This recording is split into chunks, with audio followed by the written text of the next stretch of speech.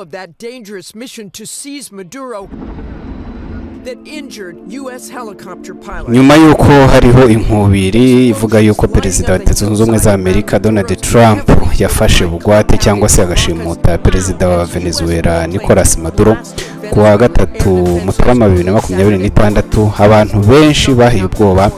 Mu bahiye ubwoba rero harimo perezida wa Colombia wavuze yuko nawe afite ubwoba yuko perezida Trump ashobora kuza kumutwara.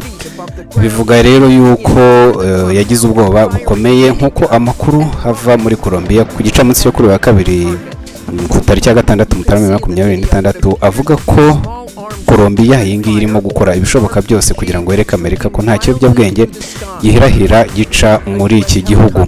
Ibi bibaye nyuma yuko nyine tariki ya 3 Mutarama 2026 ingabo zidasanzwe zo mu mutwe wa Delta Special Forces zikuye mu buriri Nicolas Maduro, perezida wa Venezuela, imushinja gukora ubucuruzi bw'ibiyobyabwenge ndetse no kubitera inkunga. Colombia rero iyi tuvuga iherereye mu burengerazuba bwa Venezuela, mu majyepfo y'uburengerazuba hakaba Ecuador, ndetse mu majyepfo yayo hakaba Brazil. Ni ibihugu byo muri Amerika y'amajyepfo. Kuva muri leta ya Florida muri Leta Zunze Ubumwe za Amerika ugera ku mupaka wa Colombia harimo ibirometero bingana n'ibihumbi 2400. Ni nko kuva mu Rwanda ugera muri Libya hafi mu majyaruguru ya Afurika. Uretse Cuba icamo hagati mu nyanja, nta kindi gihugu gicamo kugira ngo uve muri Amerika ugera muri Colombia. Umunyamakuru wa Al Jazeera uri mu mujyi wa Cucuta hafi y'umupaka wa Venezuela, ubwo nyine ni muri Colombia. Uyu munyamakuru yitwa Alexandro Rampieti, niba ariko babisoma, avuga ko leta ya Colombia irimo kugerageza kwitwararika yereka Amerika ko irimo kuyicungira ko nta kiyobyabwenge cyahaca kigana muri Amerika. Ariko nanone ku rundi ruhande kagaragaza ko idashyigikiye uburyo Trump arimo gutera ubwoba ibihugu byo muri Amerika y'amajyepfo. Perezida Trump amaze iminsi avuga ko Colombia ari igihugu kirwaye ndetse ashobora kukigabaho igitero ku buryo yavana ku butegetsi Gustavo Petro, perezida w'iki gihugu. Ariko nawe yamusubije avuga yuko azafata intwaro akirwanaho mu gihe byabigenze bityo. Uyu munsi leta ya Colombia yakajije umutekano mu gukora umukwabo ikumira ibiyobyabwenge mu rwego rwo kwereka Amerika ko bifatanyije muri iki gikorwa. Abantu benshi rero babikrititse cyangwa babigaye bavuga yuko uyu perezida Gustavo ameze nk'uri kwigura cyangwa se ubwoba bwamurenze. Avugana n'itangazamakuru rero kuri ibi bijyanye no gutera Colombia, perezida Trump yashimangiye ko Amerika ariyo irimo kuyobora Venezuela nubwo urukiko rw'ikirenga rwashyizeho vice perezida Delcy Rodriguez nka perezida w'agateganyo.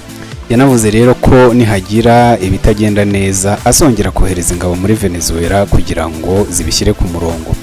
Trump yavuze kandi ko abanyakiba benshi baguye mu bitero bya Venezuela, yongeraho ko bitari ngombwa ko igisirikare cya Amerika ngo kijya kugira ibyo gikora muri Cuba kuko ngo iki kirwa, ubwo no kuvuga Cuba, yavuze yuko rero iki kirwa ubwacyo kigiye kwitura hasi nta muntu ugikozeho.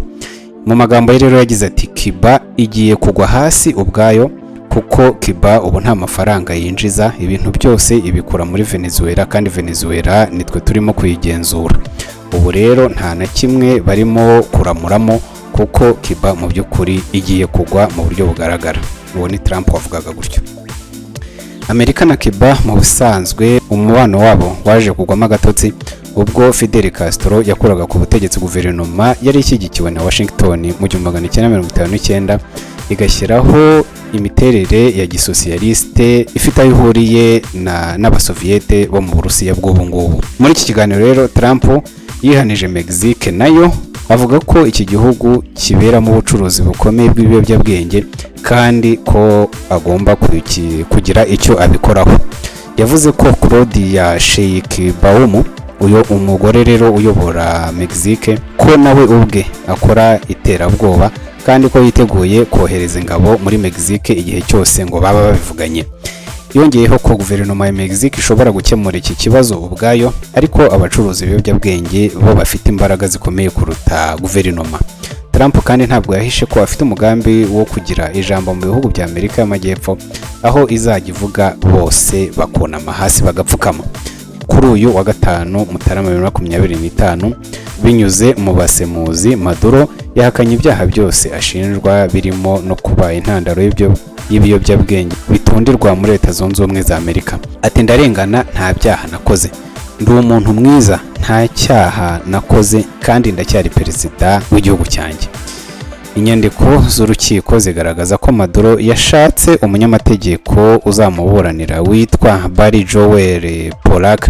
Uyu niwe wanaburaniye uwashinze WikiLeaks yashyize amabanga ya Leta Zunze Ubumwe za Amerika hanze, witwa Julian Assange.